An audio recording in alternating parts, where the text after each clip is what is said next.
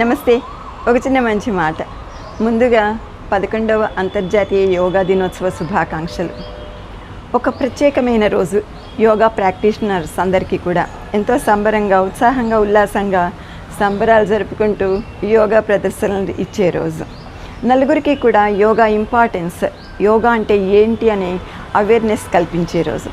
So ఇక్కడ మనం ఒక చిన్న పాయింట్ మాట్లాడుకుందాము. ఒక్కొక్క రోజు మనం నిద్ర లేవగానే బద్ధకంగా అనిపిస్తుంది. ఒళ్ళు విరుచుకుంటాము, చేతులు స్ట్రెచ్ చేస్తాము, కాళ్ళు స్ట్రెచ్ చేస్తాము, నడుము స్ట్రెచ్ చేసుకుంటాము, నెక్ సెట్ చేసుకుంటాం. అప్పుడు ఏమవుతుంది?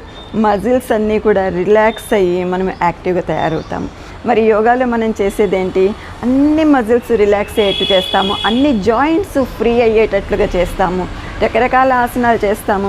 బాడీలో ఏ పార్ట్ కూడా వదిలిపెట్టము. ప్రతి పార్ట్, ప్రతి మజిల్, ప్రతి జాయింట్ కూడా హ్యాపీగా ఫీల్ అయ్యేటట్టు మూమెంట్స్ ఇస్తాము.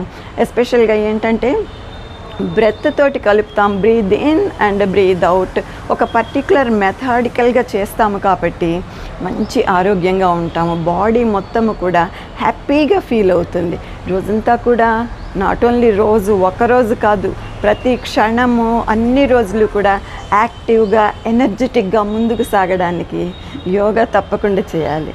So my concept is yoga for health and happiness.